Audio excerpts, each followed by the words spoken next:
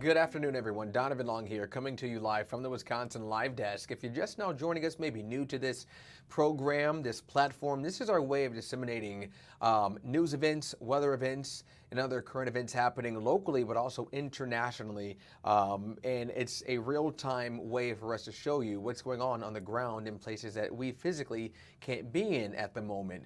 One of the main things we're following at the top of the hour, half hour here, is the weather. I want to give you a live look now at Dodgeville. This is what it's looking like. You can see the clouds rolling in, the storms preparing to unleash in a matter of moments or hours here. We do know, according to our meteorologist here at Fox 6, that a tornado watch has been extended through 6 o'clock in southeast Wisconsin.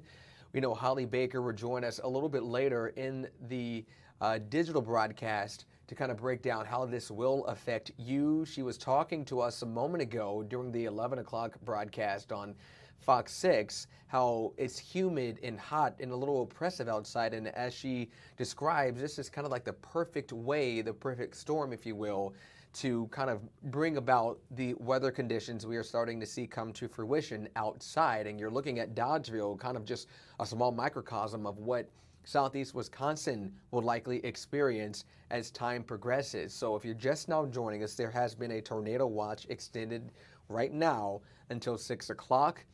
We know that our meteorologist Holly Baker will join us a little bit later as time progresses to sort of update us on how this will affect us in Milwaukee and surrounding areas in our coverage area here for Fox 6, our Wisconsin Live Desk. In the meantime, I want to bring you up to speed with an update on an investigation that we've been following throughout the morning. We know crews are still working to find the body of a missing 13-year-old boy we know who went missing in Sheboygan after police say he jumped into the JC Quarry in that area. We are awaiting a news conference from the Sheboygan fire chief. The fire department there has taken a pretty much heavy lead on where things are standing right now in terms of a search and recovery effort that their dive teams have been under throughout the morning here. We do know this all started yesterday around 2 o'clock p.m. We know the Sheboygan Fire Department was called to investigate after a 13-year-old boy was swimming with his friends and began struggling before going underwater here at the JC Quarry in Sheboygan. And we know that, according to the fire chief there, the search turned into a recovery mission later in the day yesterday, earlier into the morning today. We do know, according to our reporter on the ground there, that the 13-year-old boy's family is on scene. There's a lot of emotions, a lot of crying, as you maybe can expect during a mission like this. The fire chief saying that this is a recovery mission, so the boy is presumed dead after he did not resurface since yesterday. We do know this is something we've been following through the morning, and we are just waiting on what will be a second news conference from Sheboygan Fire Department. We do know that there have been so many other law enforcement agencies responding to this investigation. That includes the Sheboygan Police Department, Sheboygan Department of Public Works, Sheboygan County Dive Team, Green Bay Police Department, the Manitowoc County Dive Team, and the Wisconsin DNR, among other agencies. All, of course, trying to bring closure to this family who is tragically grieving what is presumed to be the loss of this 13-year-old boy who went missing after he did not resurface after jumping into the JC Quarry. As you can see here, several microphones representing different news stations are represented here in the foreground as we all await an update from law enforcement agencies in terms of what we can expect as an update as it relates to this investigation. But we do have a crew on the ground here who is standing by to give us an update in the matter of moments here. But if you are just now joining us, we are awaiting an update from the Sheboygan County Fire Department after divers have been searching for a missing 13-year-old boy who went missing after jumping to the JC Quarry and never resurfaced. We know the teenager was swimming with his friends on Tuesday when he began struggling and ultimately went under the water, never to resurface. In a news conference earlier this morning that we took on Wake Up, the fire chief went on to say his crews and his dive teams are searching in 30-foot deep waters, and so it's making it a little challenging. They're using sonar as well as, of course, humans to go in and try to find this 13-year-old boy. We see people here that our crews are showing on the ground, visibly shaken, emotional, as you can imagine the toll it's taking on them as loved ones or supporters or as friends after what was supposed to be just a routine outdoor outing with this boy's friends turned into what we presume to be a tragic ending to that. So we are waiting for an update in terms of what dive teams are doing at this hour, what their mission has looked like. This is, again, turned to a search and recovery mission as opposed to a search and rescue mission. This is, again, a tragic update coming to us from Sheboygan as we await updates from the Sheboygan Fire Department as well as other agencies who have been called in to help investigate this tragedy. But we will continue following that as time progresses. We are also, again, still following, if I want to come back to me for a second, the weather outside that has been such a huge point of reporting here for us in terms of what this means for our viewing area. We want to take a quick short break as we get ready to prepare for Holly Baker, who will address us in terms of how the weather will affect our viewing area.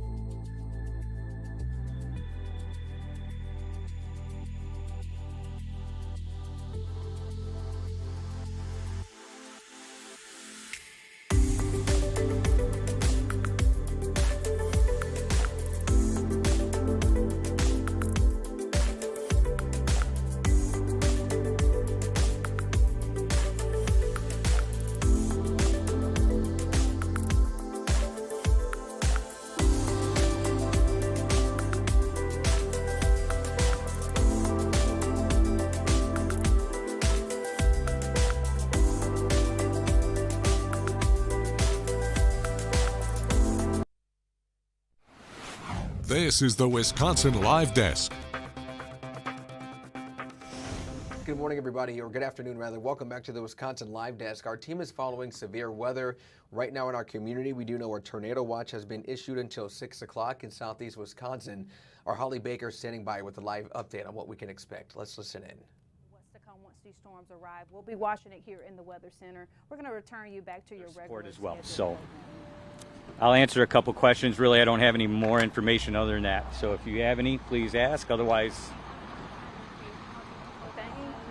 Okay, in the meantime, we've been following another investigation in Sheboygan about the search efforts for a 13-year-old boy who went missing at the JC quarry in that area. Let's listen into a news conference with the Sheboygan Fire Chief.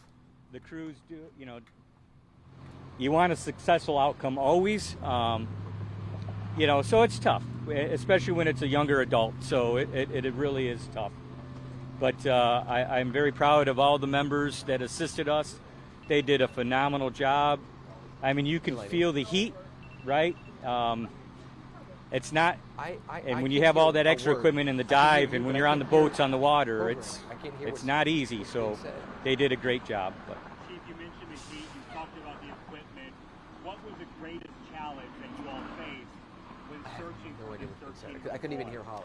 So truly, it's the location. It was there's a lot of debris, a lot of obstacles. Our divers last night were getting entangled. This morning they were getting entangled. So again, you always want to have closure. We want to do the best for the family. You want to do it safely. So that, as a fire chief, that's my biggest concern is the safety of the crews as well. So yeah, everybody did a great job, and you know, our prayers are with the family. So I appreciate it. Can you say how he was located? Was it through the use of any of the sonar that was brought in, or where he was found? Yeah, so as I mentioned before, we used sonar. We had underwater sonar. We had above surface sonar. We had K9 units out there. So we used every means at our disposal. So when you're searching an area, you're trying to get from large to small, right? And so we had to pinpoint where that individual was. And the quarry here, the way the rock walls are, there's a lot of crevices, and so the sonar can't always go in there or, you know, ping inside. So we had to send our divers in there, and that's the most painstaking, because they're doing it all by hand and feel, and the visibility was less than a foot.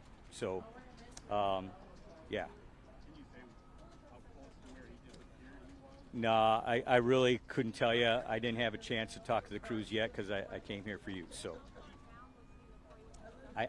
I don't have the answer. I don't.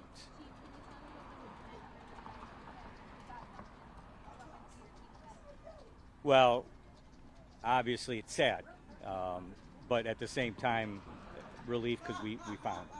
So that was the goal. Weather is coming in tonight, right? So we are getting worried. We're coming on that second phase of the day where we might have to rethink our tactics and possibly start up again tomorrow. So you know, as sad as it is, we're glad we could get the family some closure. So let's keep them in our prayers. Chief, is there a takeaway? You've really been in it over the last more than 12 hours now. Is there a takeaway that you hope the community takes away from the situation? So we always try to pass the message on that please swim with friends, be safe, right? Nobody knows, especially with the lake. We have a lake that is unpredictable. In this quarry, we don't have that. However, it's deep, 40 feet deep, and so, you know, I want to say be careful. Swim in areas that are meant to be used as swimming areas. So, but yeah, thanks. All right.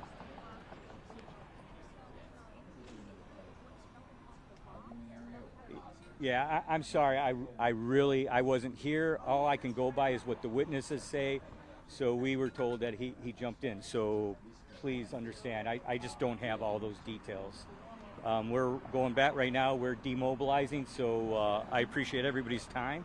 What we'll do is we'll send out a press release later on this afternoon. Hopefully we can put a little more detail in there. We'll ask. But I appreciate you all staying out here in the heat as well. So thank you. Be safe. Appreciate it. All right, good afternoon, One thing everyone. I You would are just now joining to us what after Chief listening. Montellano was saying is we just want to throw some appreciation towards our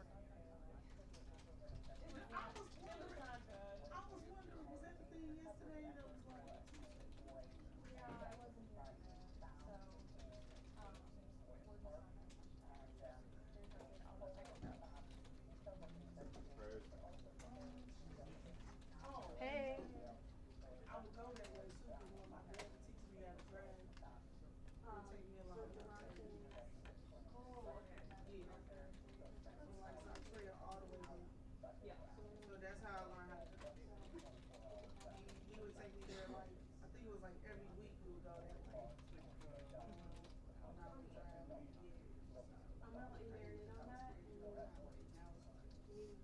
I have no outside company that has lifeguards and stuff. So this area that this individual was, we're still looking into everything that happened. So that's why I would not want to speculate. I appreciate your questions. I truly do.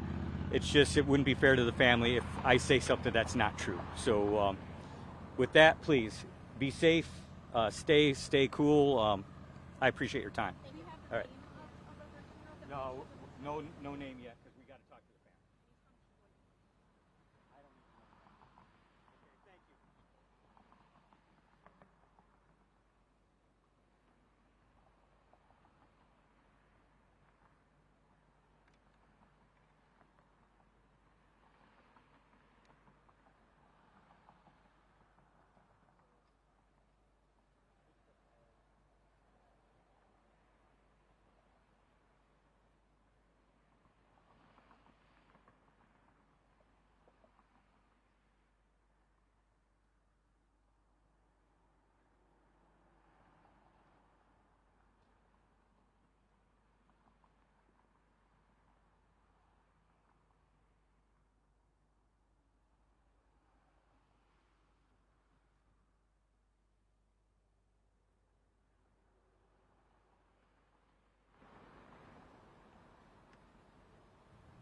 Excuse me, had a little bit of a technical difficulty there.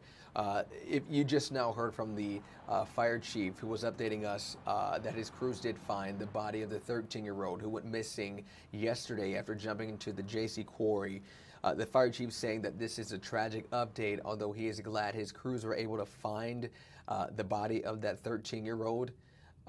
We do know that the crews use sonar, canines, and of course dive teams to search for this boy, but this is such a tragic update to report, but one that the family needed to know.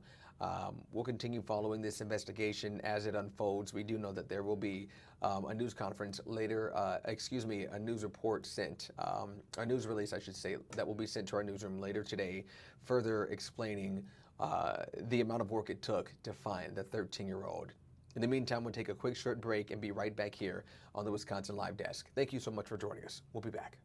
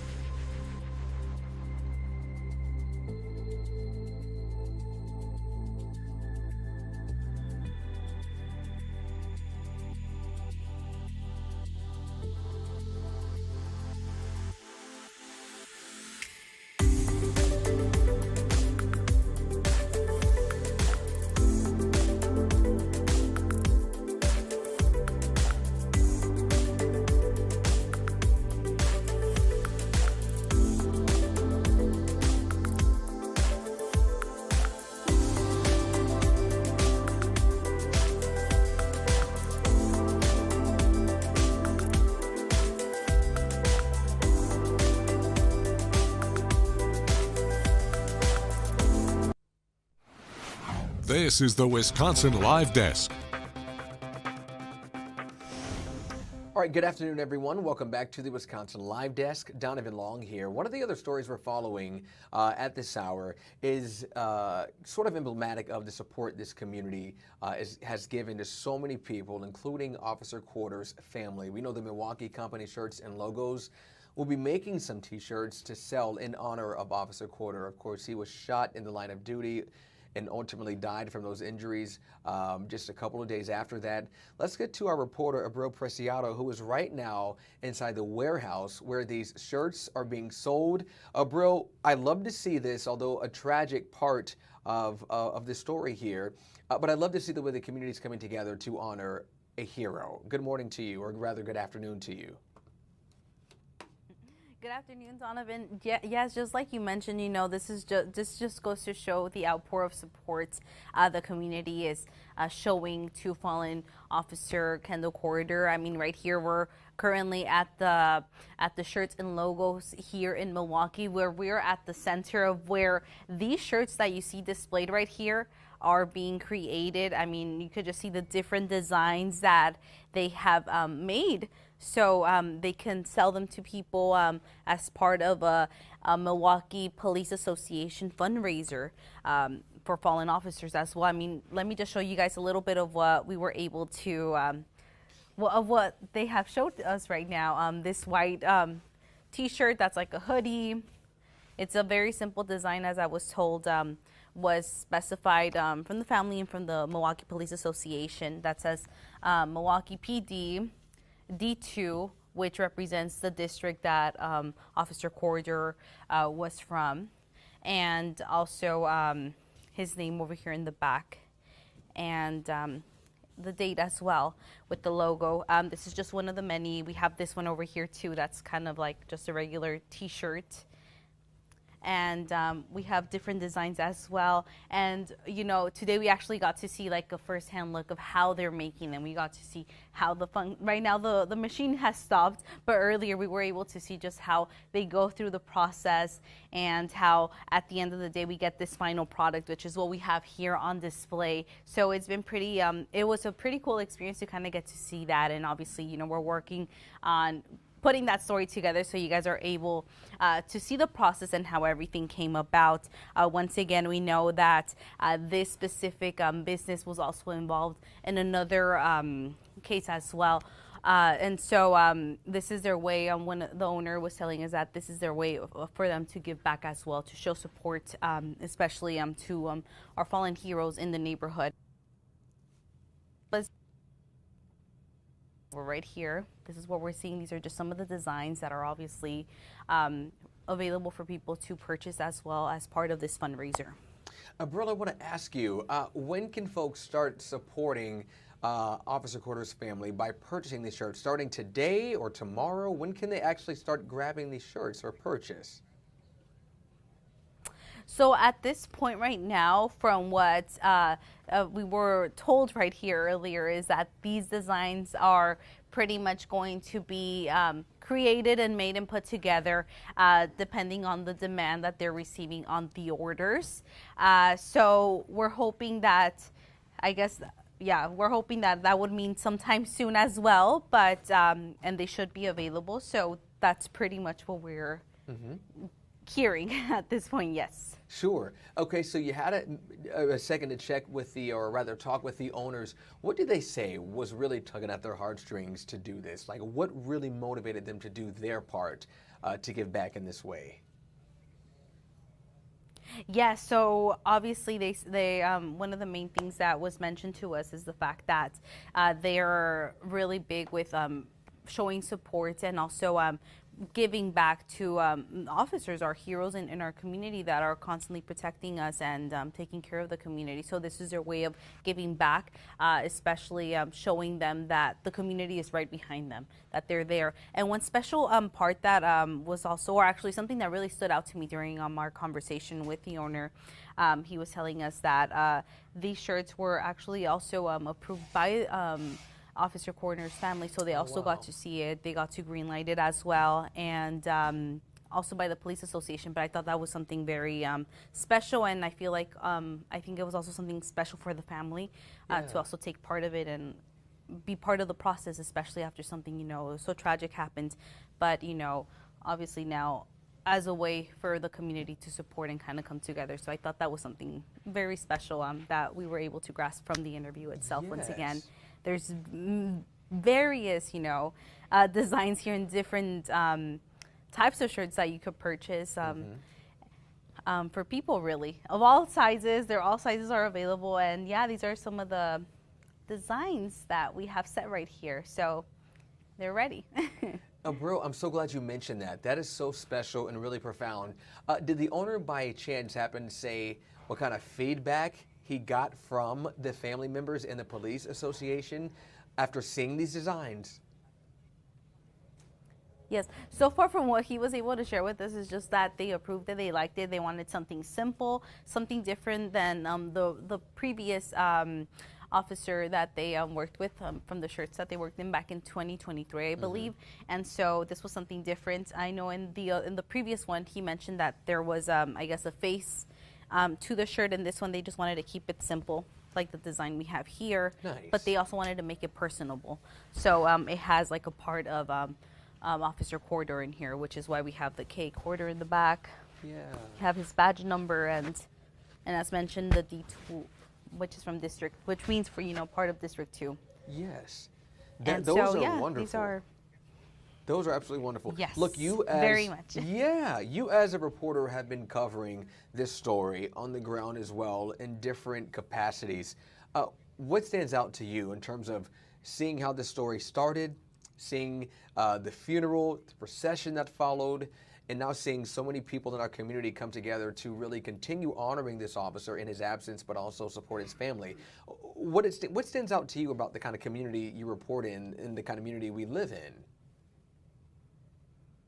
Once again, I feel like based on what I've seen, based on what I've seen in the community, many people tend to have, I guess, at first, a perspective towards law enforcement, but then coming across situations like this where it hits so close to home. I mean, once again, Officer Corder was someone in our community, someone that was loved as a person, and even more so as an officer as well. I feel like it really touched people's hearts, and we haven't only seen it under his case, but also with other officers as well. And so I feel like it just goes to show that the community's there. I think if you're from Milwaukee, people come together, and I feel like at the end that's what we're seeing. Milwaukee comes together for everyone, especially if it's hitting our home, and most importantly, if it's affecting or it has to do with someone that's there to protect us. I feel like it shows a beautiful sense of community that we have here, and that's what we're seeing now with this fundraiser.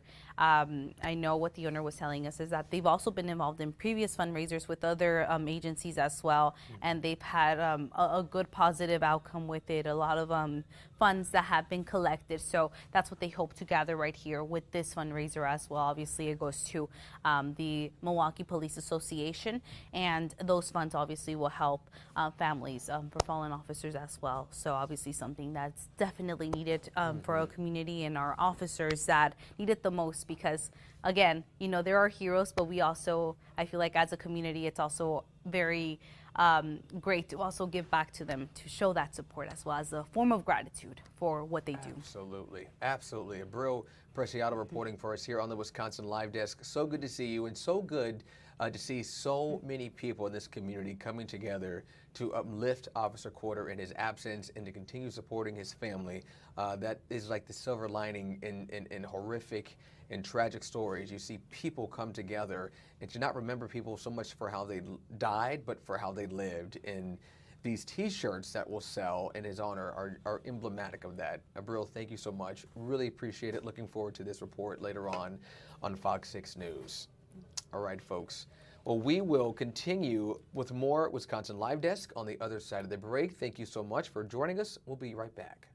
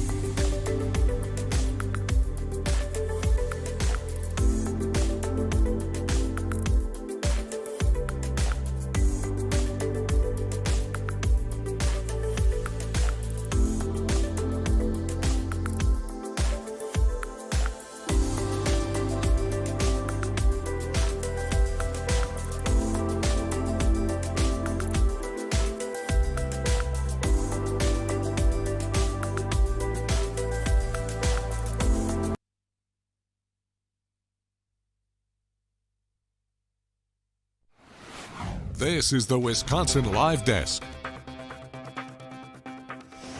Hey, good afternoon, everybody. Welcome back to our Wisconsin Live Desk. If you are new to this platform, this is our live, real-time way of disseminating information to you with regard to what's happening around our community, around the nation, and around the world, really. One of the big stories we're following right now is the weather outside.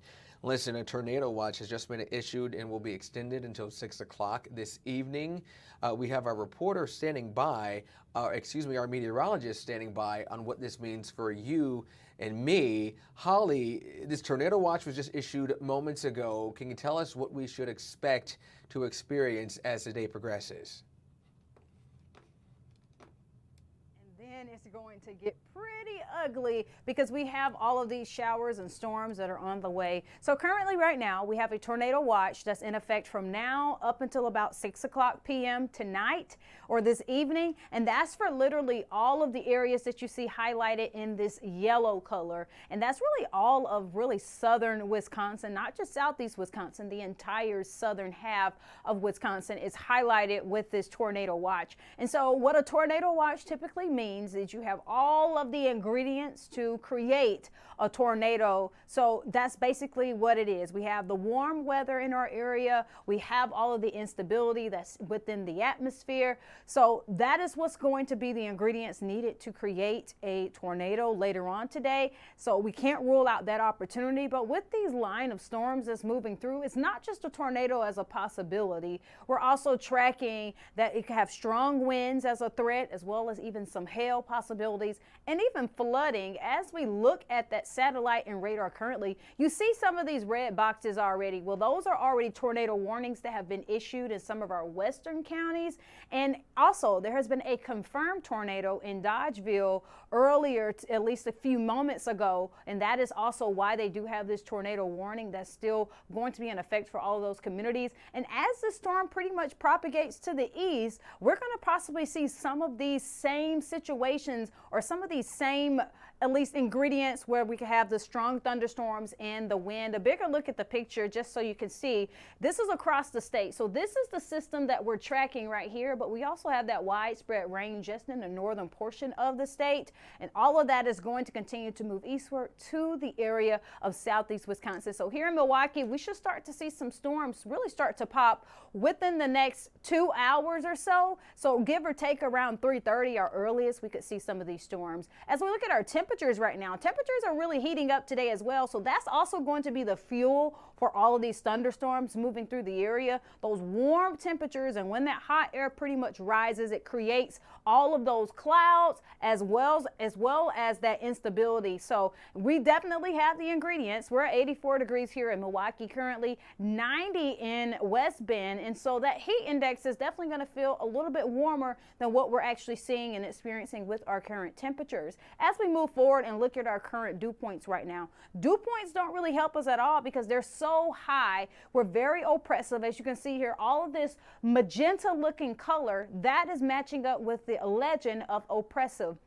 That is meaning we could have humid conditions, and also that's going to be the recipe to giving us a ton of rain whenever this system moves through. So that is why flooding is a possibility, because those dew points are pretty much really high. And anytime you have dew points that are high and you have a system moving through with rain, it's going to give you more rain to fall at the surface, because dew points is already basically measuring how humid it is, and humidity is simply, in a short term, it's a measure of how much water it's typically in the atmosphere as well. So that's what we're looking at with those dew points. That is why flooding is going to be a possibility, as well as straight line wind damage could be possible with these storms moving through today. We can't rule out hail, and we already have a tornado watch, so we're watching that because we have all of the ingredients for a tornado to be possible. Let's look at our Sky Vision Plus here so you can just see some of the timing with these storms. Now the storms are still out west, and by the time they make it to our area, should be give or take as early as about 3:30. This is around 5 o'clock where we start to see all of those storms really dominating the area around 5 o'clock. And that's going to be the window from at least early as 3:30 up until about 10 o'clock tonight. We could see those storms rolling through the area. Now, the storms are moving pretty fast, so these storms could well enough be out of the area before 10 o'clock. However, we could still be tracking just some lingering showers even around 10 o'clock and after 10. So we will start to get dry time, and most of those storms should be out of here closer to that midnight hour. And as we head into Thursday's forecast, we're going to be dealing with not necessarily the same conditions, but we will have just some leftover showers that could be possible, as well as a ton of clouds that will be possible throughout Thursday's forecast. We're looking to be much drier for Friday, and then we're tracking more storms again, folks, as we head towards the weekend. So today is a day where you want to make sure you know where your safe place is. Also, be sure to have a radar that you can look at on your phone. I recommend downloading our Storm Center app so that you can see where that rain is in your area. And also, to be sure that you're tuning in so that you can know if it's a tornado warning or a severe thunderstorm warning in your area, so that you can know to take cover and how long you would need to be in your safe place. So today is one of those days you want to be paying attention to the weather. Try to get out and get everything you need. Don't try to go out at least in the afternoon and evening here because of these storms. You don't want to be pretty much driving on the roads because conditions will be just as dangerous with driving as well. So Donovan, that is what we're dealing with today. Honestly, I mean, we have a very busy day in the weather department, and we really only get one day where we're going to have just some freedom of sunshine back in the forecast. But I'm looking forward to that Friday to come, or this Friday to come, because it's going to be cooler as well. So after these storms move through, we're going to get cooler temperatures in the 70s. So that's more of my jam, like comfortable, cool outdoors. Hey, you and me both. Listen, as you mentioned, at what point, just to recap for folks just now joining us, are we going to see, like, if you can pinpoint a time, like the severity of the storms? We could just, I'm going to give you a window because, so it could start as early as about 3 o'clock. Okay. And then as far as how long that severity could last, that could last up until, let's say, the tornado watch is going to be in effect until 6 p.m. So let's say around 7 o'clock. So from 3:30 to 7 o'clock is when we're going to be dealing with this line of storms moving through. So that's where we're going to see our most severe conditions really being possible. And those severe conditions are possible tornadoes, strong winds, hail possibilities, and flooding. So all of the threats on the table are possible for today. It's just a matter of which one is going to pretty much take over the other. No kidding. Okay, Holly Baker breaking down the forecast for us and how this will affect us here on the ground. Holly, thank you so much. I really appreciate it. Again, for folks just now joining us, Holly, before we let you go, you mentioned there was a tornado that touched down in Dodge County, Dodge County. No, it was so Dodgeville is the actual city or town that this tornado was spotted. It was spotted by an emergency management crew. Okay. And I believe that's in Iowa County, actually. So yeah, so there has been one confirmed tornado already, and today actually marks 2 months from the day that we had the coverage of 6 tornadoes in one day. So this day is looking very similar to what we experienced about 2 months ago. So we're just going to keep watching it here back in the Weather Center and hoping everybody to stay safe and continue to tune in so they know what's going on in their area. And as you mentioned, folks, a good time to find a safe place, identify one, and identify, what you will need to do in case you need to leave home. Of course, Holly, as you mentioned earlier, make sure the phones are charged so you have a way to communicate. If, in fact, the power lines hold up during what could be a very treacherous day of weather. So I appreciate all of your reporting there for us. Thank you so much. You're welcome. All righty. All right, folks, we will be back with more on the Wisconsin Live Desk right after this break. Thank you so much for watching. We'll be back.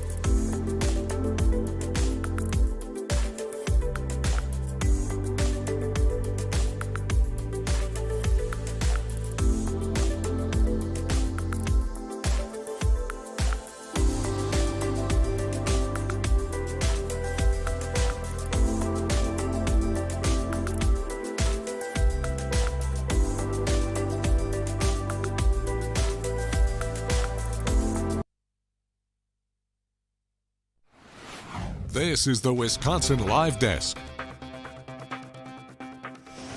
Well, good afternoon, everyone. Welcome back to the Wisconsin Live Desk. Donovan Long here. If you're just now joining us, maybe new to the Wisconsin Live Desk, this is our real-time way of disseminating information to you with regard to what's happening in our own community, but also around the world and across the nation. I want to get to one of the other stories we're following at this hour right here. This is right now the Transportation Secretary his hearing on Capitol Hill. Let's listen in to why Sean Duffy is here meeting before his constituents and legislators. This is happening right now on Capitol Hill.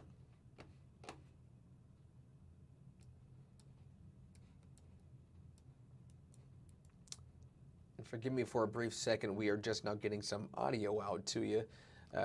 Give me a little bit of time to figure out what is going on with regard to what's happening here. There we go. A supporter of Central Air Service. I was in my communities in northern Wisconsin as well. It's critical for the communities that have access to it.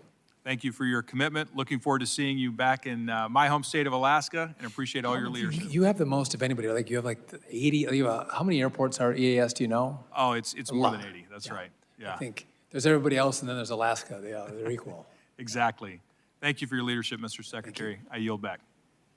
Mr. Figures, you're recognized for 3 minutes. Thank you, Mr. Chair. Secretary Duffy, thank you. Thank you for being here with us and bearing with us through this changing schedule. I represent Alabama's 2nd Congressional District, which is a region that sits at the heart of the Southeast Transportation Network, from critical highways and rail lines to key aviation assets, and one of the fastest growing ports in the country. In fact, right now they are deepening the port of Mobile, and when that deepening is complete here in the next several weeks, hopefully, but certainly in the next several months, it will be the deepest port between our Mexican border and Charleston, South Carolina. So the entire Gulf region and up, roughly halfway up the eastern seaboard. Our district is also home to Montgomery Regional Airport, the Port of Mobile, and the future Mobile International Airport. So I certainly invite you down to come look at us. I think we're the poster child right now of congressional districts in terms of ongoing infrastructure projects, with the port being deepened, the airport relocating, becoming an international airport, and also the largest shovel-ready infrastructure project in the country right now with the I-10 Bayway Bridge, which is very vital to the region. That's why the work of this committee and the leadership of your department is so important to what I do and to my constituents. And so that being said, I'd like to ask about a few of those questions. So I mentioned Mobile's airport, but also Montgomery Regional Airport. These are smaller airports in scale and scope. And so what can you tell me about how you guys are prioritizing making sure that mid-sized airports are not left out of funding distribution in this administration? Yeah. So first off, you have a lot of transportation equities. Yeah, we do. You do. Good committee to serve on. We have to do this has to be needs-based, right? Because again, there's some needs in some places more than others, and we have to take those the older falling apart infrastructure. We have to put that at the top of the list. But and again, you might say, well, N90 has to be at the top of the list, and other facilities have to trump more mid-sized or smaller facilities. And no pun intended, right? That's right. No pun intended. Or maybe it was intended. I don't know. But I think we have to have a holistic and fair view for everybody who needs resources for their facilities and their communities. And I just, again, I'm a fiscal hawk, but we need money for this. And if there's no better money spent, I think, no more important infrastructure than making sure our facilities, our air travel is safe and not to cut you off, but I want to get one more in. Yeah, no, sorry about that. I mentioned the Bay Bridge project. That bridge was a recipient of the Bridge Investment Program grant in the last administration. And I was proud to just yesterday, lead a bipartisan effort with Congressman Ezell on this committee as well to reauthorize that program and make some changes to it. And so we definitely want to make sure that we are doing everything that we can to further that funding, streamline that funding, and get that funding out the door to reputable projects. Yes. All right, thank you. Thank you. Mr. Knott, you're recognized for 3 minutes. Afternoon, Mr. Secretary. I'll cut right to the chase and pick up where you left off. There's no better dollar spent than making sure that our infrastructure is deployed efficiently and effectively, especially as it relates to air travel. And in my home state, Raleigh-Durham Airport. It is the paradigm example of regulatory inefficiencies. Specifically, with an already permitted project, delays from other federal agencies have come in, stopped the project. There's been years with an S, long delays. It's more than doubled the cost. That increases, obviously, burdens on the economy. It increases burdens on taxpayers. It increases burdens on all of us who use that airport. Candidly, I think it's unconstitutional just to have an arbitrary delay on an already permitted project. Is this a problem that's affecting projects all over the country? And if so, what can we do about it? First off, you make a good point. Time is money, right? Yes. We've seen the delays, sometimes doubling the cost of projects. So moving the dollars more quickly is important. But again, we see regulations and permitting requirements. Again, I'm not opposed to permitting. I'm not opposed to having some regulation. But the issue with this one was there was a permit already received. And so then they come in from a separate agency, the EPA comes in, and all projects stop. Not to cut you off, sorry, go ahead. No, let's work together on that. Again, and there's been a better effort in this administration to have departments work together to streamline the process to move infrastructure forward, like the president wants these projects built. Yes, and building a road, building a runway, it's not rocket science. And having it stopped for 2, 3, 4, 5 years, it's just outrageous. It's insanity. Yes. Happy to follow up with you on that. Would love to work together. And then secondly, in regards to your department's priorities, what are they as they relate to the vital infrastructure needs of the country? I'm going to tell you, so I would tell you, I want air traffic control. Yep. The infrastructure around air traffic. I want big, beautiful roads and bridges. I want to build them more efficiently. Yep. I want to fix the Merchant Marine Academy. I think we have to be innovators in regard to drones, eVTOLs, these Ubers in the air, and autonomous vehicles. Hey, good afternoon, everyone. Welcome back to Wild. If you're just now joining us, you're listening to Transportation Secretary Sean Duffy testifying at a House Committee Oversight hearing. You're looking at members of Congress, of course, listening and questioning Sean Duffy with regard to his plans and platform to make infrastructure better and to, of course, revolutionize our infrastructure as it relates to airport transportation. In the meantime, also happening on Capitol Hill is a State Department briefing. You see Tammy Bruce, the spokesperson for that department, at the podium now answering questions from journalists all over the world. Let's listen into what is happening there on the ground in D.C. as well. That's where Nadia should be sitting, though. I believe you better tell her. What's your name, sir? Joseph. Joseph, hi there. Welcome aboard. Thank you. I wanted to ask on Gaza if you have any updates to provide on ceasefire talks or progress on that. Yes, we do. There's still negotiations. I'm not going to get into the details of what those are. And of course, last week you'll recall that Secretary Rubio said that we are hopeful. He says, I mean, in the end, we're hoping they'll move to proximity talks. So obviously it's a negotiating process that is underway and ongoing. He said it appears that generally the terms have been agreed to, but obviously now you need to have talks about how to implement those terms. He noted, I should say now President Trump has noted, that we want to have a ceasefire. He's noted that many times. We have to have peace. We want to get the hostages back, and warned Hamas that it will only get worse if they don't agree to this arrangement. Right. And then on Lebanon, Ambassador Barak was recently there and receiving a response to proposals or roadmaps for that country to disarm Hezbollah and implement certain reforms. Can you talk about any of the, I don't know what you want to call them, demands or asks that he made of the Lebanese government, specifically as it pertains to Hezbollah's weapons? Was there a timeline given?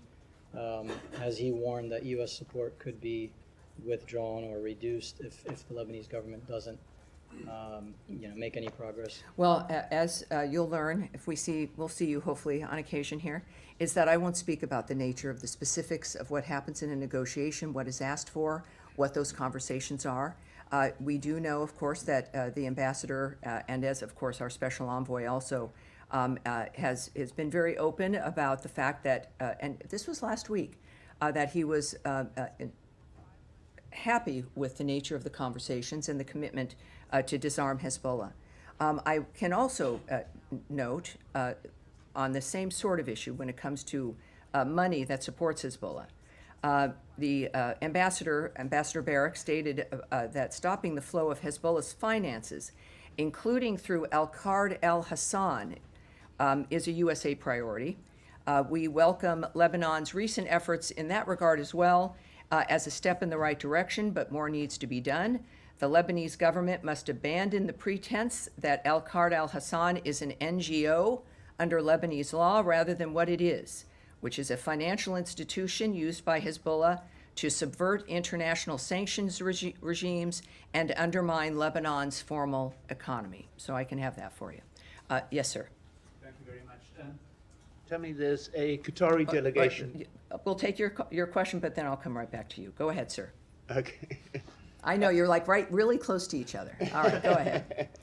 There's a Qatari delegation visiting the White House tomorrow. And is the Secretary going to be holding separate talks with members of the delegation? And also, what role do you think the Qataris can play in helping secure a ceasefire? Well, I won't discuss what the Secretary's plans are at this point or who he'll be meeting with. We do know, of course, Qatar has been helpful in the past as a partner, but I won't go into the details of what we can expect in that regard. All right? And now, yes, sir. The administration has done a lot of work with the new government in Syria to try and nurture relations, to try and embed stability there, lifting sanctions and delisting HTS and things like that. How did these Israeli strikes, which seem to amount to very sharp escalation, extremely dramatic and devastating pictures, particularly from Damascus, of the impact of the bombings, how does that affect your attempts to build that relationship with the new Syrian government? Well, of course, we know, and we've made a tremendous commitment there to stabilize Syria, and our special envoy, Ambassador Barak, is leading that. And of course, we know of that escalation. Clearly, we've been involved in addressing it. And I think that what is clear still comes from the Secretary's remarks regarding the issue of it being a miscommunication, essentially, and I think that's significantly different than an escalation. But I would wait for us to hear from the Secretary and the President as today unfolds. But neither of them had indicated that this seemed to be a dynamic that indicated something that could not be resolved. Their comments certainly indicated that they expected it to be and hoped it to be, and indicated even, again, for within the next few hours could be facilitated. Also about that, though, we do understand that the Israeli forces intervened to protect the Druze. So that is something we can confirm to you. But obviously, I think the comments of the Secretary speak for themselves. One more. Yes. Just on one other issue is the ambassador, Mike Huckabee, the ambassador to Israel, appeared in the court hearing for Prime Minister Netanyahu's corruption trial today. I'm just trying to understand what part of the U.S. national interest is served by doing that. Well, we obviously support Israel. They are an ally and a partner. I won't characterize, as I don't anyone, their position or the actions they might take, but it would appear that the ambassador was exhibiting his support for Netanyahu. But against the judicial system, I mean, is this an expression of distrust? Well, I don't. I know that our inclination sometimes is to look into like the broader issues that we're all working on, but I would not suggest that someone attending to support someone facing a situation as some kind of a larger commentary about a judicial system or a country or anything beyond showing support for someone that they know or a friend. Yes, sir. Thank you so much. On the Syria, the Secretary obviously said that he had been in discussions all morning and night. Were you given advance warning that Israel was going to strike Damascus? Not that I'm aware of. I think that the reaction of the President and Secretary of State indicate that we're reacting as we should when it comes to seeing something that was unexpected and could be resolved. And then their comments today indicated that that was the response and what they expect to have happen, which they've obviously conveyed to the parties involved. And then just quickly, back to Ambassador Huckabee. Yesterday he issued quite a stern tweet calling the killing of a young American in the West Bank a terrorist act. Is that a reflection of a broader State Department viewpoint that the killing of Saif Musab Well, was a terrorist again, act? and welcome back, by the way. It says thank you. I'm, again, not going to characterize anyone's comments. I think that we've been clear. I can, of course, expand a little bit on our position in this regard. One thing, of course, we do repeat, and it's important, as the Secretary has also repeated, is that Ambassador Huckabee has asked Israeli authorities to aggressively investigate this case.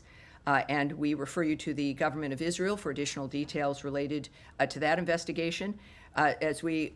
Because of the nature of the world these days, I say very often that we have no higher priority than the safety and security of U.S. citizens. It's a reminder to everyone watching at home the role of the State Department and why we work as hard as we do.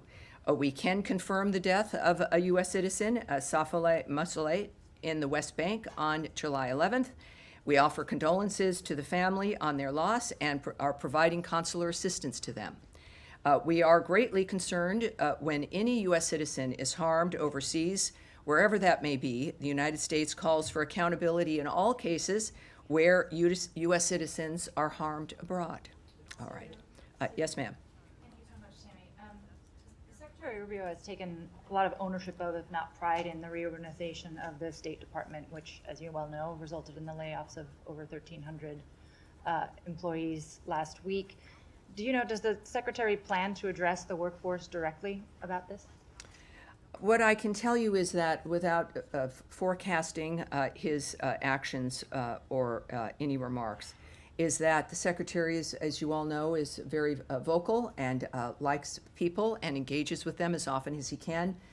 He cares very much about this department and to the point where, look, he undertook something that others had talked about or wished could be done, but just didn't. It was important enough for him so that the people who are here could have a work experience and the result of the products they produce and the passion they have for the work, that it could actually be efficient, that it could get things done within an amount of time that makes it relevant. So it's his phrase is at the speed of relevancy. So I would, he speaks to many of us a lot, all the time, and I would expect, of course, that to be the case. He's been busy, as we all know, but he's certainly engaged in this regard and is up to date constantly on the nature of where things stand. But just respectfully, I mean, it's the department he oversees, Sure, right? Of course he will. drove a lot of Of this course. process, and I think that we've reported and Well, I Congress think has that what heard I from think to layoffs. not don't move too far ahead of the fact that I'm not going to state when or how or whether he will. What I've said is that he speaks to us all the time. He loves the department, obviously. This is his home, and I think that on this issue and many others, the people who run this department, who make this department relevant and possible, all of us, whether we be political people or career people or foreign service officers, will hear from him, of course. Can I ask on Russia as well? Or you mentioned the arrangement that the president laid out on Monday that the U.S. sell advanced weapons to NATO members who can then pass them on to Ukraine. How many, if any, members of NATO have committed to that arrangement so Well, far? I didn't say exactly that. What we said was that this would involve NATO, and of course they would have the ability to then move them to other countries. So I think that's a specific difference. And I will not discuss certainly whatever we may or may not have negotiated or diplomatic discussions, and certainly far from being able to discuss what NATO leadership may be talking about. Okay, one one last question just on the 50-day timeline now for Russia. Have you gotten any indication from your Russian counterparts that there's an interest in a diplomatic solution? I would say that referring back to President Trump's remarks probably gives us the most immediate sense of whether or not he views things as being positive, or if he's happy with what Vladimir Putin has been doing. And of course, we've heard from him that he's not happy, is how I'll characterize it, that he's not impressed with the nature of how things have moved forward. And that's what we rely on. We hear, because he's a transparent man, the nature of his attitude about conversations and his assessment as the leader of the free world, of the entire world effectively, that he's not happy. And I think his current actions of taking a path in order to provide Ukraine with more defensive weapons is an indication of that. But I've said before that while he is a diplomat and is forever optimistic about diplomacy, he's also a realist. And the world has seen, as Iran has seen, and now with these new actions by the president, that Russia is seeing that he's a patient man, but not at the expense of his vision and making that happen. All right, yes? Following up on the American killed in the West Bank, are there any circumstances in which the U.S. would open its own independent investigation into his murder? Well, first of all, we again know that Israel is investigating. We've urged them to do an investigation aggressively and to finalize that investigation so that we all know what has occurred. I'm not going to speculate on what may or may not happen once that investigation is complete, but we need to wait and let them do that and find out what they ascertain. And then one on the reorg, there's been some criticism that these cuts and these changes actually run counter to the administration's priorities of making America safer, stronger, more prosperous. What do you say to those? Obviously, that's wrong. That's wrong. We've done these things because it's not just having the vision, but knowing how we need to have that vision implemented. I've said from the very start, and it is, I understand why it comes back. This idea that an existing structure that's large is the only thing that will work, or it's large because it does work. The opposite was true. It became large and began to lose its way and became ineffectual. Bureaucratically, it's such a largesse there that things really couldn't get done. Not the fault of the people who were in those seats, but the structure itself. So you can look at a giant building that can't get anything done because of the bureaucracy and the number of offices and the duplications, and it was not working. To cut something down, to have fewer people, to have fewer offices is not necessarily, and certainly in this case at all, true. That means that certain things are going to stop, or certain things aren't going to be functioning as well. Fact of the matter is, they will function better. That we will be able to serve the American people, get our mission done, implement our vision, because it's functional. So let's not mistake size and bulk for the appropriate methodology. You've got a nimble, effective organization that is what we need in order to get things done. Ben Haleman here from the Wisconsin Live Desk, because I should probably zoom my camera. Wrong way on the camera. There we go. Now I look a little better, because I'm not Donovan Long. I'm Ben Handelman, and we're going ready for a new hour here on the Wisconsin Live Desk. So we're going to go from the State Department there. I've got a new feed that just came in. That's the Vice President. I believe he's in Atlantic City after all the flooding there. He's walked into a diner, and he's meeting with people. We're watching that. We're also watching the storms in our neck of the woods. We got a tornado watch, and out to the west, there's a couple of warnings. You can see by Monroe and northwest of Madison, so we're watching that pretty closely out there, and it makes me concerned a little bit for where my colleague Brett Lemoyne is right now, because if there is a fair, and there is like a large corn dog, Brett Lemoyne will find a way to cover this story, who is at the Waukesha County Fair, one of the best county fairs in the entire state. Brett, thanks for joining the Wisconsin Live Desk. Yes, thank you, Ben. The oldest county fair in the entire state. And Ben, guess what? I had a celebrity sighting just a moment ago. Guess who I saw? Who? Fox 6 royalty, Tom Pippins. Tom Pippins is here at the county fair. Our former sports Our director. former sports, yes. I thought you were going to say Jason Momoa, so he says, who was in town for the Harley Fest, but I'll take a Tom Pippins. That, to me, is even better. I mean, I'd love to see them arm wrestle, frankly. Wouldn't that be a hoot? I think I know who would win. So what's going on at the fair today? I know is weather a concern right now? Yeah, weather is a concern. I mean, there's been a couple of events already, as you know, that have been canceled in our area, like the Milwaukee Night Market has been canceled. Even here in Waukesha, the Jazz at Cutler Park tonight has also been canceled. So all eyes right now are on the skies for the first day of the Waukesha County Fair. Of course, this runs until Sunday, and we can't talk about the fair without talking about the fairest of the fair. I want to bring in Sydney Miller, the 2025 Waukesha County Fairest of the Fair. Thank you so much, Sydney, for joining us. Thank you so much for having me. So first of all, how does one become the fairest of the fair? How did you earn your tiara?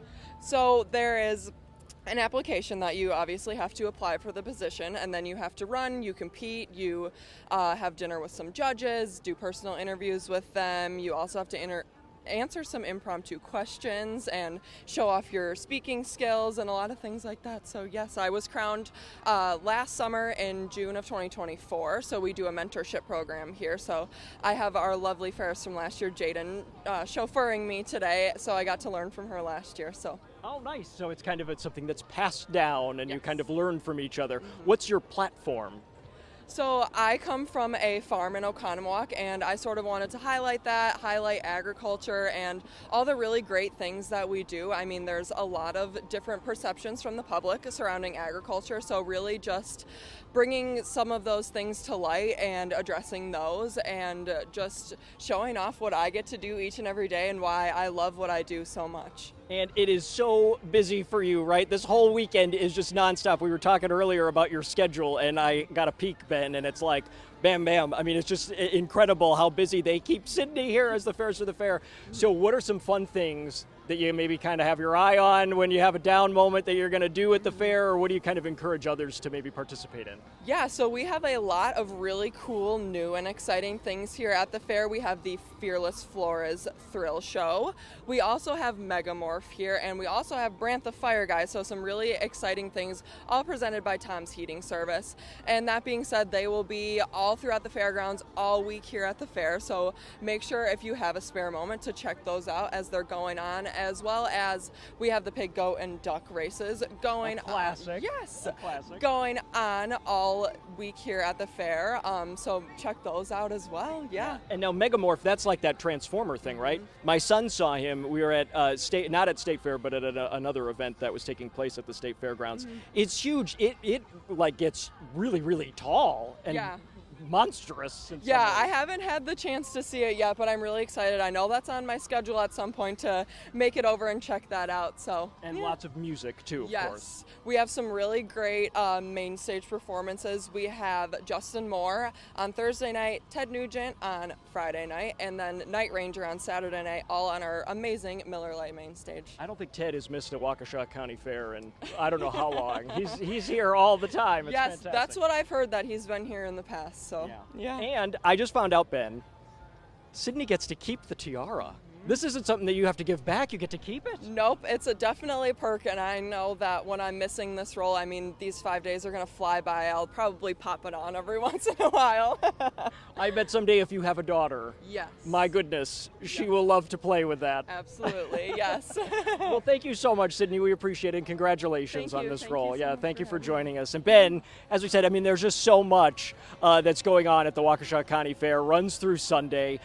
Just an absolute fun family event that's taking place here all weekend, and we're hoping that the rain holds out, that the storms don't impact us too much. We were talking, because normally, Sydney, it is like the hottest days of the year when we're out at the Waukesha County Fair. Right, Ben? I mean, you've been out here. It's always also feel like sweltering. it wouldn't be a Waukesha County Fair if there wasn't some possibility of severe weather, because I'm just so used to everyone running into the Expo Center out there.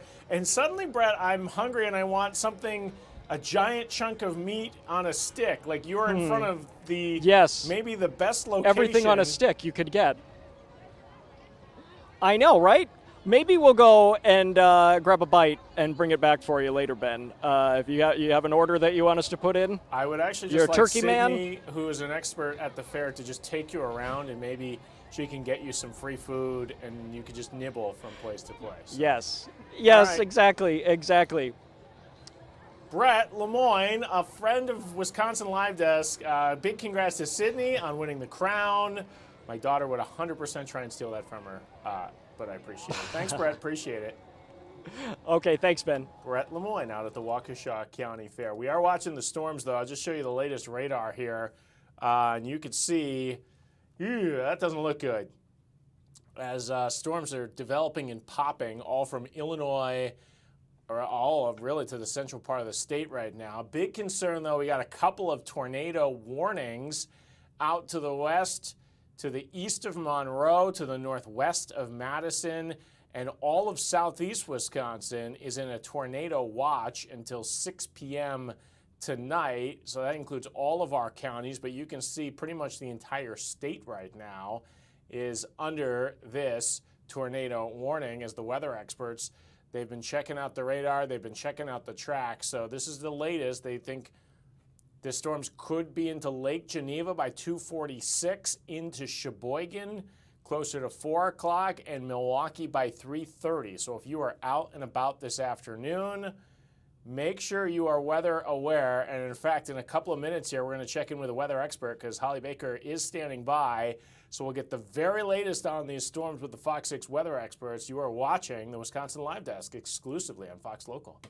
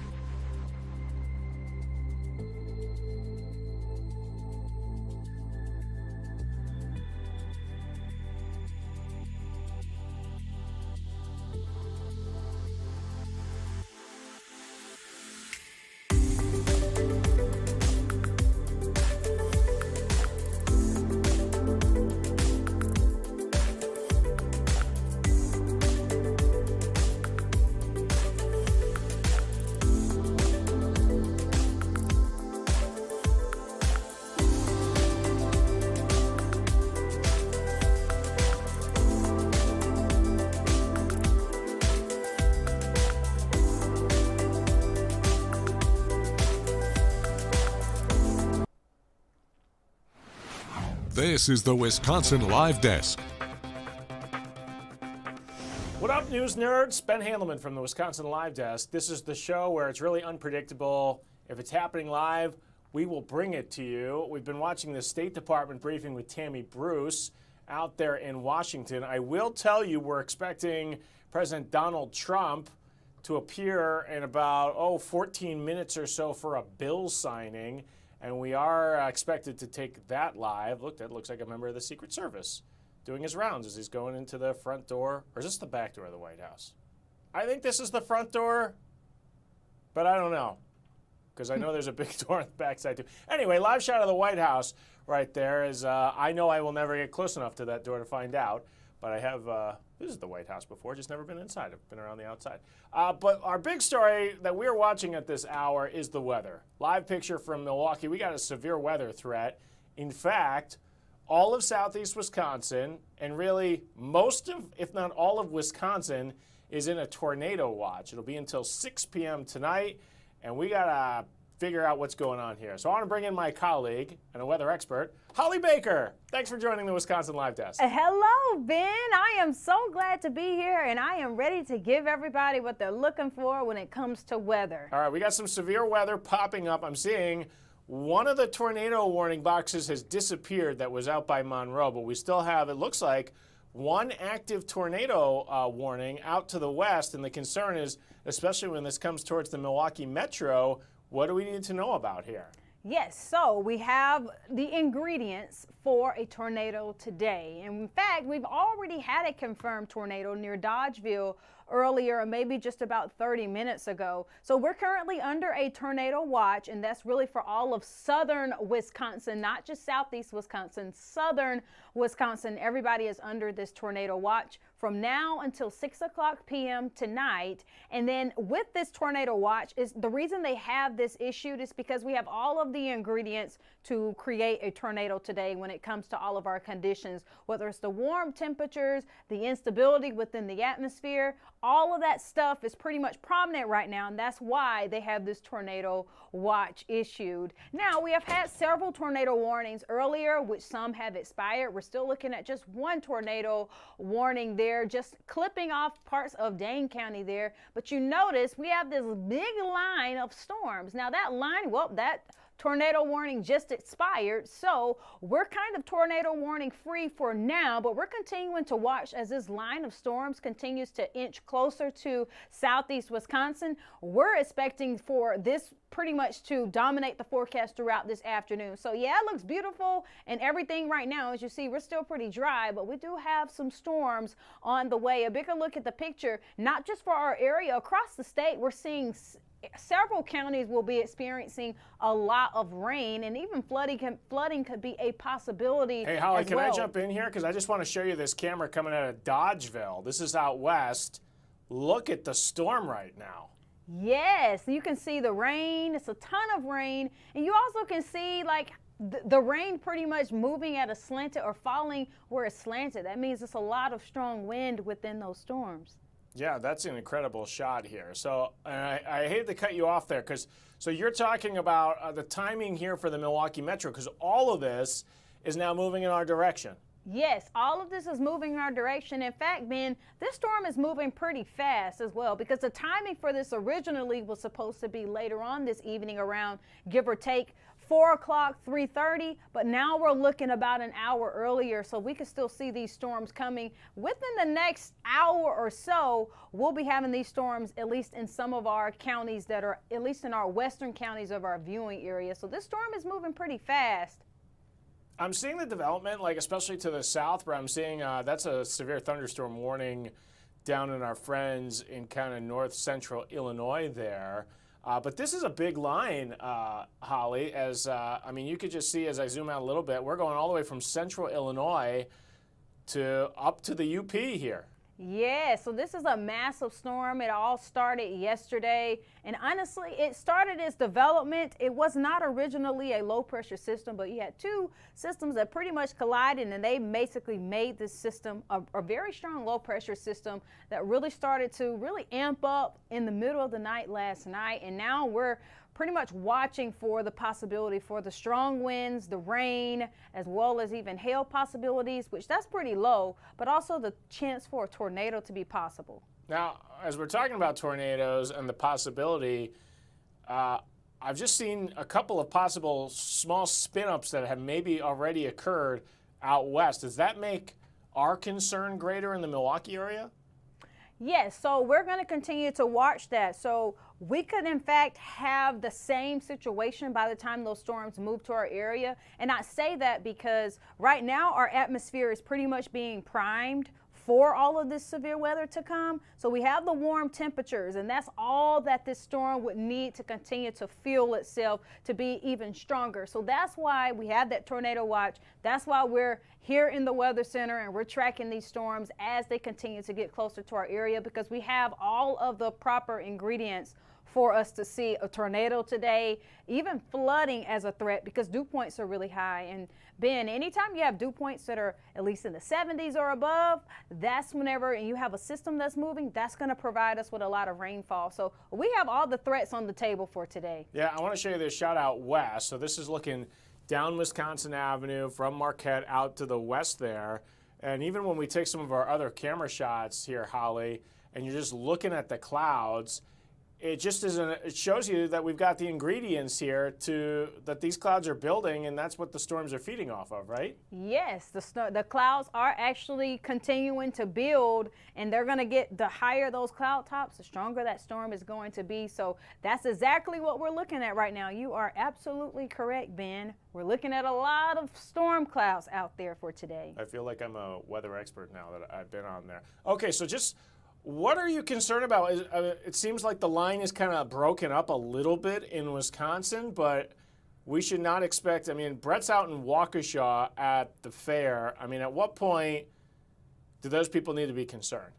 So they need to be concerned even from now up until really these storms are over, because you really can't say, okay, it looks like it's breaking up and then we're not expecting it to be as strong. We have to treat every storm as if it's going to be very destructive, just so that you can know, just in the case of a tornado warning being issued and there's a tornado, you have already pretty much programmed in your mind that, you know, okay, I need to know where my safe place is. So we're expecting these threats to be strong wind with a lot of these systems here. A lot of these different individual cells will have a lot of strong winds within them. So that's going to be a very big threat, because that can knock down trees, that can knock down the power lines and knock the power out. So even though it doesn't look like it's a lot of rain, we still have a lot of wind associated as those storms continue to move. Yeah, look at that cell. That's like in the Rockford area there in Illinois. That's pretty strong just to the south there of the state line.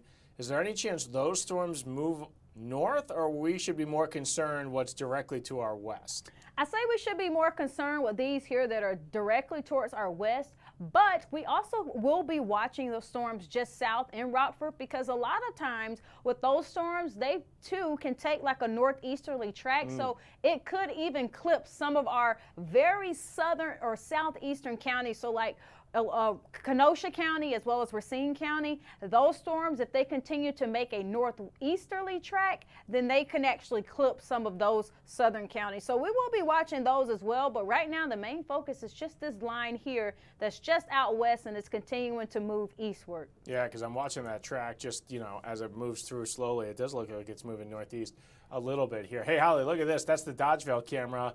Night and day from just a couple of minutes ago, as it looks like the rain has stopped. I mean, you said how quickly the storms are moving. Yes, they are moving fast, because now it looks like the storm is pretty much over in the area, and I can almost guarantee you that the reason that you're seeing that break there is because, or you're seeing that it's nice and sunny, or the sun's starting to come out, it's because we're starting to get back into that drier, at least environment for that area, because those storms have moved out. But if you pay attention to the camera here, you still can see it shaking a little bit. So that is an indicator that there is still some strong winds out there with these storms as well. You can see just a little bit of a shake. If you pay close enough attention, though, you'll start to see how much it shakes a little bit more as we continue to go throughout the rest of at least the Wisconsin Live Desk, as well as throughout the rest of the evening. Yeah, I'm looking at the trees there. They, as you said, they are still moving. All right, I'm a little selfish here. I got to ask you one last question here, because my daughter's got a tennis camp that she's doing. It's for 45 minutes in the morning. And the instructor today was like, if the courts are wet, we may have to cancel tomorrow. So what's on the backside of this? Are we expecting continued showers throughout the night, or once these move through, is it going to dry out?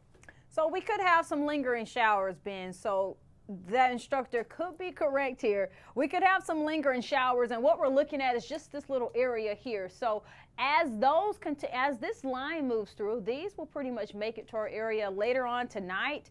And as we go throughout the rest of even tomorrow morning, we're still expecting some morning showers to be possible. So that's going to be a mix of this, and even you see a little bit more of this here, just off to the west, even further out there. That is what's going to continue to move towards our area. So we could still have a chance for just a few showers in the morning tomorrow, but at least by the afternoon, We should be drier so that maybe your daughter could go out and play tennis. But I'm telling you this, Friday is going to be the best day. You know I love good weather, so I can tell you this, Friday is going to be a happy Holly forecast.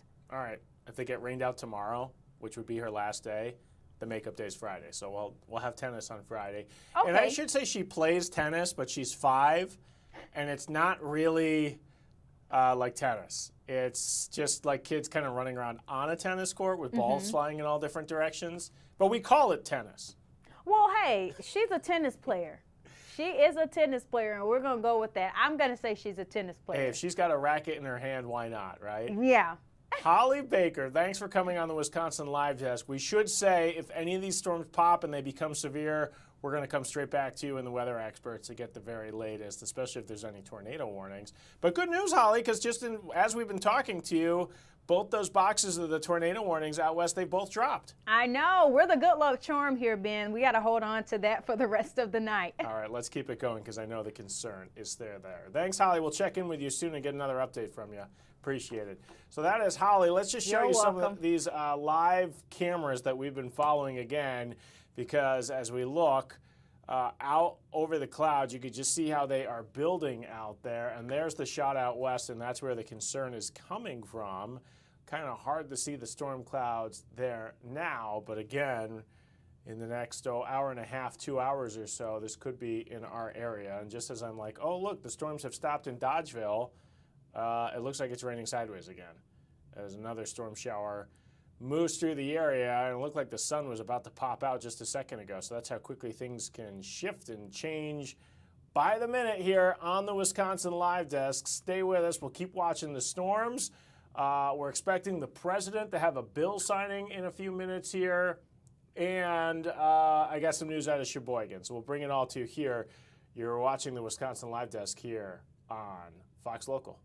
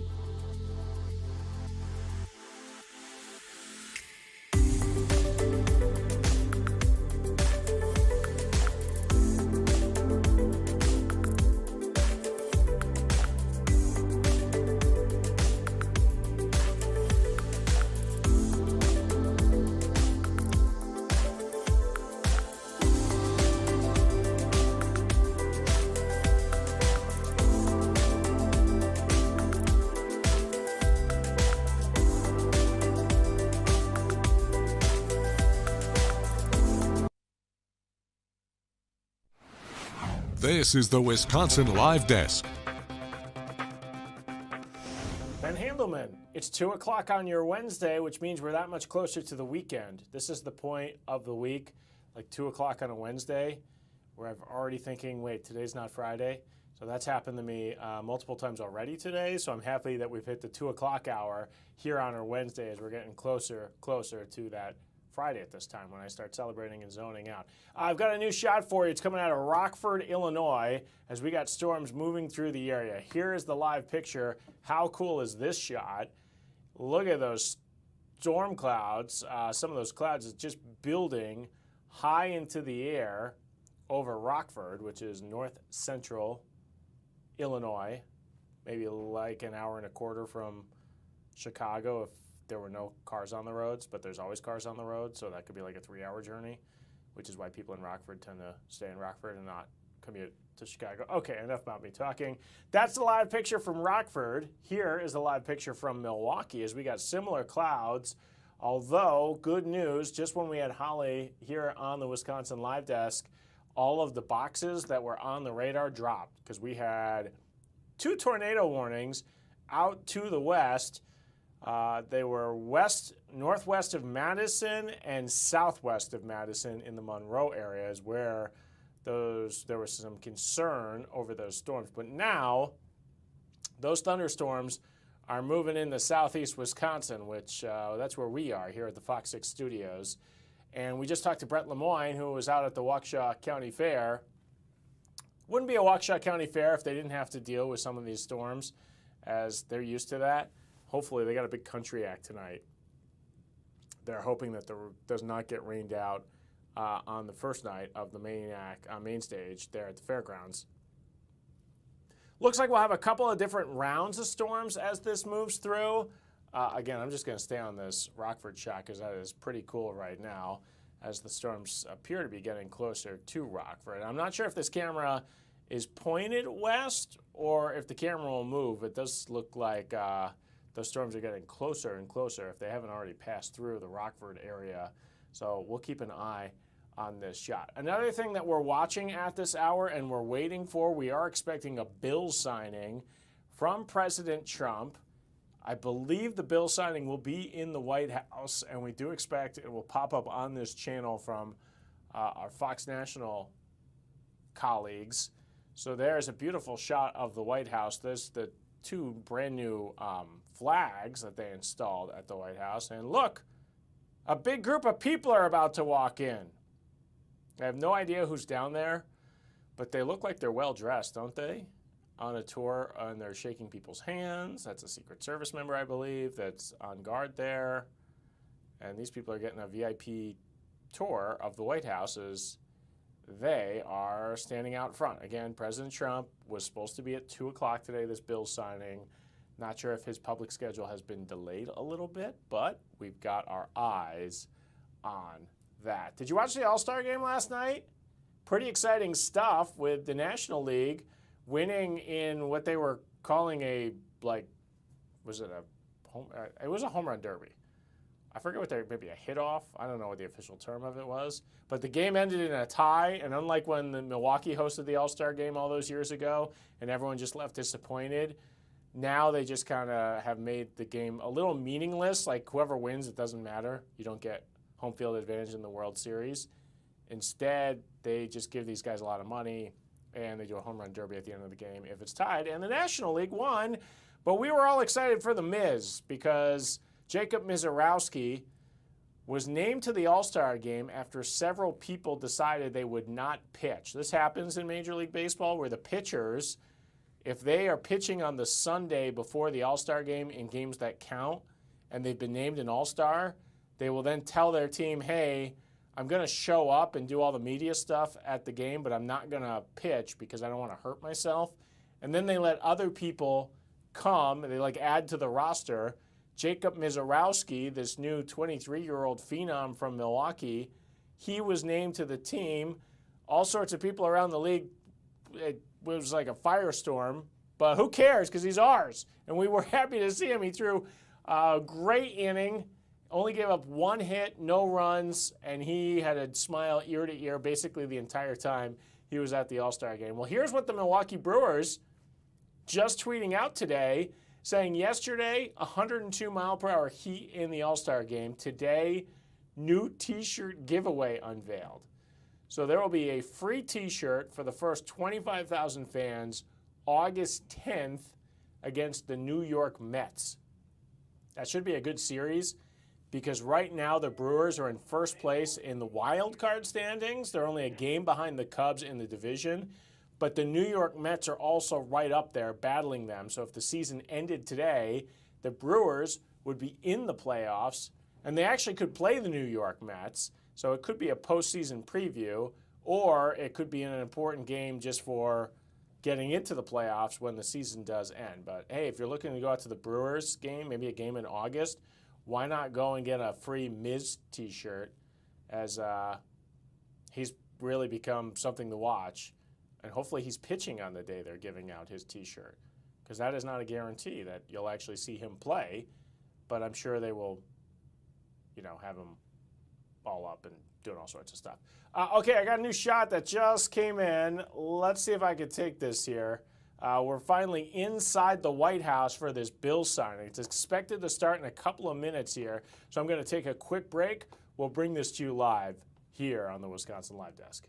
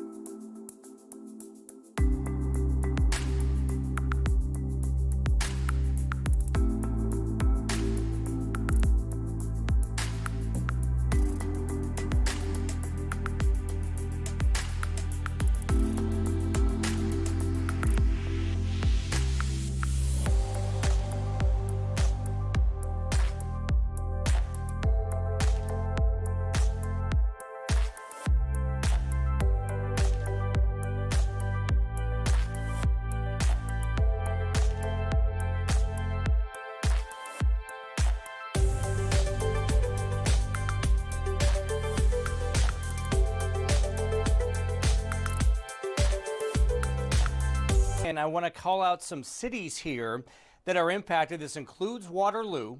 This includes Lake Mills. This includes Lake Ripley as well. Again, in effect until 2:30. So let's go ahead and zoom this in here, Holly, right into this area here. So here's the deal. We've got these cells that actually produced a large tornado back towards the Dodgeville area. And now we have the cell that is starting to spin again here. And you can see this here. It's right over the I-39 corridor. So this has not reached western Jefferson County yet, but it will shortly. So let's do a couple of things here, Holly. Let's do a storm track to the northeast from right here. And you can see where that area is here, that signature right there. Let's do a track to the northeast at 30 miles per hour, and we'll give you some of the cities here in northwestern parts of Jefferson County. This is going to be kind of, let's do a single storm track, Holly, actually, if we can, just on this guy right here, and we'll take a look at that. But again, this is going to include Lake Mills. I think is going to end up being kind of right in the target zone here. It looks like we're seeing a little bit of a hook echo out of this, and so we're going to be seeing, again, the Lake Mills area, I think, as this area continues to move to the northeast. So again, shortly, this is in effect until 2:30. So Holly, let's take a look at the velocity. Let's go ahead and peer into this and take a look at what we're looking at in terms of the rotation, so the storm relative velocity here. And what you can see is, again, right over the I-39 corridor, that is what we call a couplet, where the green and the red are next to each other. So what's happening with these cells is they kind of calm down a little bit over the course of the last 20-30 minutes, but because the atmosphere is prime, both with the heat and humidity, and also with the rotation in the atmosphere, we're starting to see that spin again. So I want to be very clear, as of right now, this is radar indicated rotation. So we do not have confirmation that anything is on the ground at this point, but if we do get that, we'll certainly pass that along. But right now, the concern, and let's zoom in, Holly, a little bit, right over the Interstate 39 corridor. So, yes, we're going to go just to the northeast of Stoughton here. It's going to be right into this area, right along Interstate 39 and just to the northeast. So, again, you see the general track here, and that's going to take it right very close to the Lake Mills area over the course of the next 20 minutes or so. So if you are in Lake Mills, if you are even as far as Waterloo at this point as well, you need to be in your tornado-safe location. Your phones have been likely going off. Sirens are likely going off right now, the outdoor warning sirens. That's all an indicator here that you need to take appropriate tornado precautions. So a basement or the lowest level of your home, getting as many walls in between you and the outside as possible. So that's what we need you to do. And again, let's go back to the warning, Holly, for folks that may just be joining us. This is a tornado warning in effect for west central Jefferson County. This does not include Jefferson at this point. This is just to the west. And again, this does include the Lake Mills area, Lake Ripley as well, and that runs until 2:30. So this just gives you kind of the outline of the folks who need to be in their tornado safe spot right now. And again, we can tell you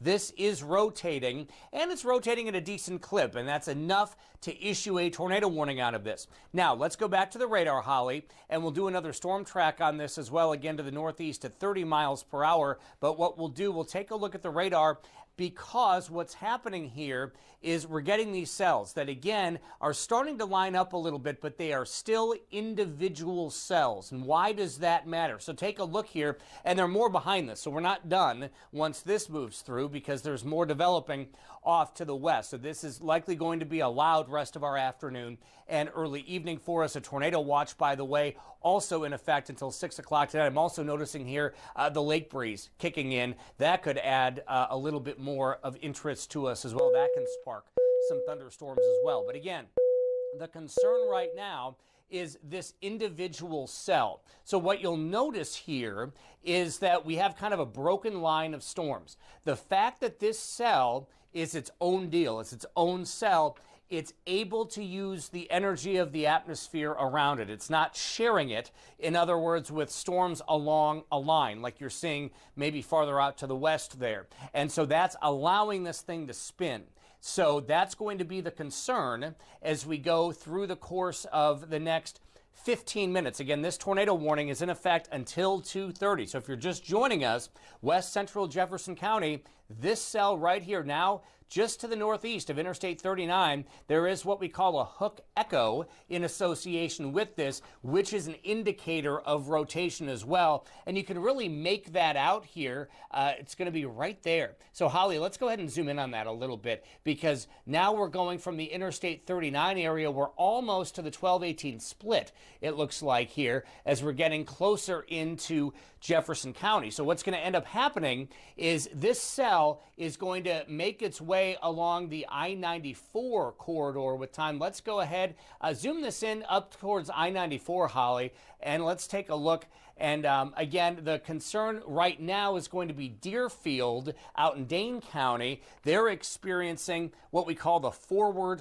flank downdraft of this storm. So they're getting in on the wind, the heavy rain, and the hail. The rotation comes in more on the back side of this storm. So now we have the town of Jefferson here. Here we have Waterloo, which, yes, Waterloo, you are under this, but I really think this is going to be more in the way of the Lake Mills area. So let's zoom in a little more, Holly, right into that area, because now you can see Lake Mills. And I think that according to this track, this is going to be heading very close, not only to Lake Mills, but also I-94, the Lake Mills exit on I-94. So folks in this area need to pay very close attention. And if we do end up getting some sort of confirmation of a tornado, which at this point we don't have, and Holly, check in with the Weather Service as well. I'll check in with you here in a minute if we do have any reports.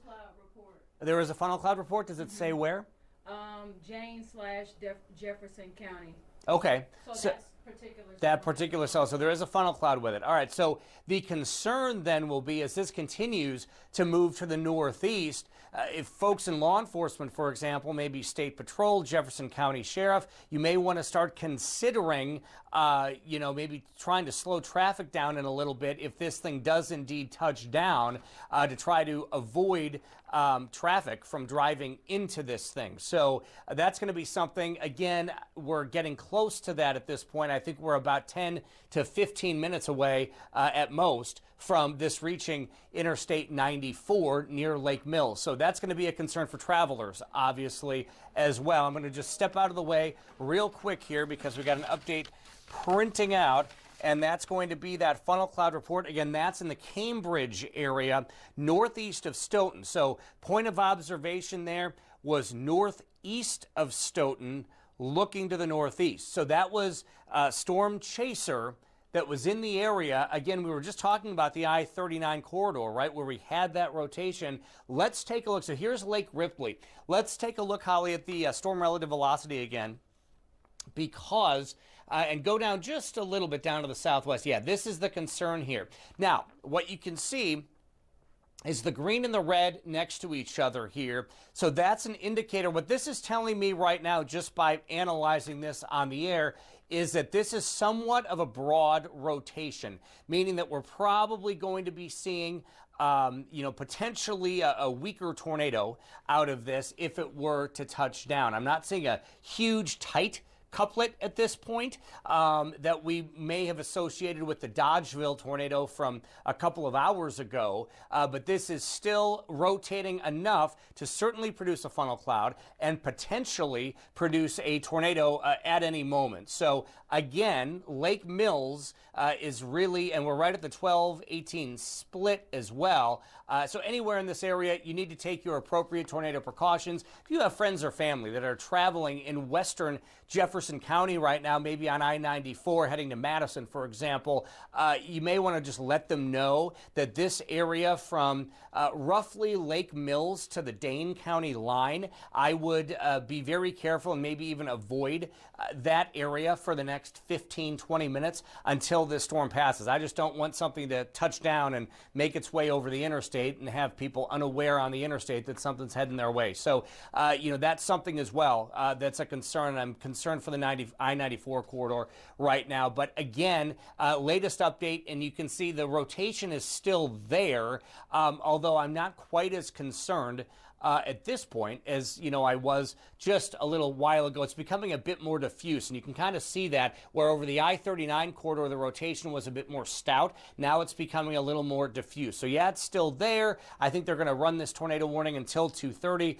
but if we don't get any additional reports, at least I'm seeing what could be maybe a little bit of a weakening trend there, so we'll see how that goes. Let's go back to the warning, Holly. Want to kind of reset again here for this tornado warning that is in effect for west central portions of Jefferson County. It looks like Lake Mills now is right on the edge of this warning, but you are in it, Lake Mills, and this runs again until 2:30. So roughly another 10 minutes here is how you want to stay in your tornado safe location, basement, lowest level of your home, getting as many walls in between you and the outside as possible. Lake Ripley in this as well. And again, there is radar indicated rotation, and I want to be real clear here because we've talked tornadoes here for the last couple of hours. Dodgeville in particular, which we're going to effort a photo from a couple of hours ago. It was a big tornado that was on the ground there. We are not getting those reports out of this. This is a radar indicated tornado, meaning, as we showed a moment ago, there's spin with this on radar, but we don't have any indication that it has touched down. There are storm chasers with eyes on this right now. And Holly, I'll double check with you. We're not seeing anything correct at this point in terms of reports coming in outside of a funnel cloud. And that was about 5 minutes ago. Now something else is coming out. So stay tuned. We'll see here what else we're just getting in. And that is another funnel cloud report here. That's up in Columbia County. That's interesting because that's a different cell that's going to be north of Madison in Columbia County. So we're going to have to watch that cell as well, because what's happening with these cells, let's go back to radar, Holly. What's happening with these cells is they're kind of calming down a little bit, and then they're starting to rotate and pick back up again. So at any point, these cells can spin, they can rotate. There's a lot of heat and energy in the air today. So that's what we're dealing with. Again, that's the concern that we have right now. And there's still what we call a hook echo with this. You see kind of the hooking there towards the end, right just north of the 12-18 split there. And that is because of the rotation in the storm. That's what's giving the radar that look, that distinct hook or that look there has to do with the fact that the storm is rotating. Yeah, let's go ahead and take a camera if we do have it here. I-94 in Jefferson County. We'll go ahead and take that, show you what we are expecting there as we have a live camera with that. But again, it looks like there was another cell up towards Columbia County starting to exhibit some of that same rotation potentially and a funnel cloud with that. So any of these cells, I think, will have the capability of producing rotation and potentially tornadoes with time.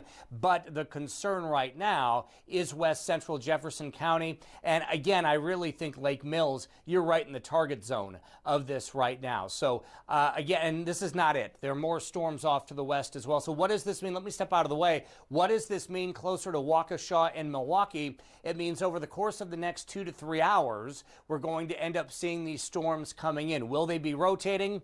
When it hits Waukesha and Milwaukee, unclear, right, at this point. They could line up and it becomes a wind damage threat. We'll see how this evolves. Again, this is all very short, small scale information. But yeah, this is going to be the concern for now. Let's zoom back in on this, Holly, because the other thing I'm noticing is the lightning picking up here. And this is what you're seeing with these lightning bolts. These are cloud to ground lightning strikes over the last 5 minutes. Why that is important is because typically with severe thunderstorms and potentially tornadoes as well, there's been some research that an increase in lightning will increase the severity of the thunderstorm, that's an indicator here. This thing might be getting a little taller, might be getting a little stronger. So that's something we need to keep a close eye on. Let's zoom in a little more, Holly, with this as the Lake Mills area, again, is going to be right here. So the forward flank of this, that's this area that came through Deerfield shortly. That's what's going to be impacting the Jefferson-Dane County line here really right now. That's going to be the wind, heavy rain, and hail. That's very dark clouds, blinding type rains right over the interstate right now. That's actually not the concern zone, if you will. The concern is right here, just to the northwest of Lake Ripley, and that is the area of rotation that we are concerned with. So just to the north of Lake Ripley, due southwest of Lake Mills, and the storm is moving to the northeast at about 30 miles per hour. So Holly, I want to do a couple of things. Number one, let's take a look at the rotation again, the storm relative velocity, and you can see the rotation that is still in here very close to the Lake Ripley area, I think just to the northwest. So that is still very much spinning. We've got 6 minutes left on this warning. We'll see if they go ahead and continue it and extend it. That's going to be very interesting here. Again, we're still a few minutes, I think. We're probably still a good 10, 15 minutes from the rotation reaching I-94 at this point. But again, I think this is going to come very close to Lake Mills. So if you're in Lake Mills, you need to take your appropriate tornado precautions, as we have had a funnel cloud with this. No touchdowns, however, at this point. Now, Holly, I want to take a look at what we call the echo tops here, because I mentioned there's a lot of lightning with this. And so let's go ahead, do a query there right on the dark orange area, because what we're looking at is the height of the thunderstorm. The taller it is, the stronger and colder it is. So that's where you're going to get your lightning. The taller the storm, and it's at 46,000 foot tops.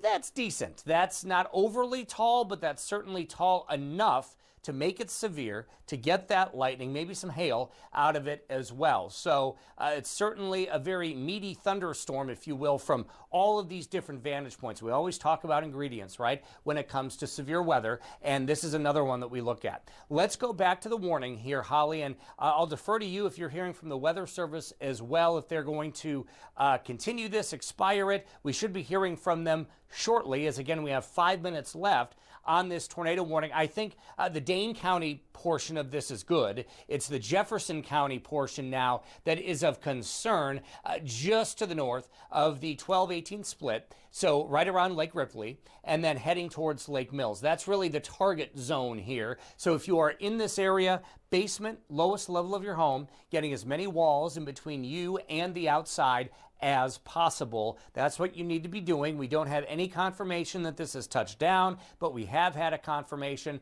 that there is a funnel cloud in association with this. And this is a part of a larger line of storms. Let's take a look at the radar, Holly. A larger line, broken line of storms that is continuing to roll through the area, and that's going to reach Milwaukee with time as well. In fact, several batches of storms. So we're still a couple hours out from Milwaukee, but at any point in time, these storms could rotate. Looks like another one strengthening there to the southeast of Janesville. We've been watching another one up just to the southwest of Beaver Dam as well. So that's the latest here. Again, we're going to stick with you here for the next 3.5 minutes. If they don't issue another one, we're going to get you back to our regular programming. But again, a funnel cloud in association with this. Let's zoom back in on this, Holly, right over the I-94 corridor, because it does look like that forward flank, is right over really Lake Mills, right over the interstate. This looks like it's falling apart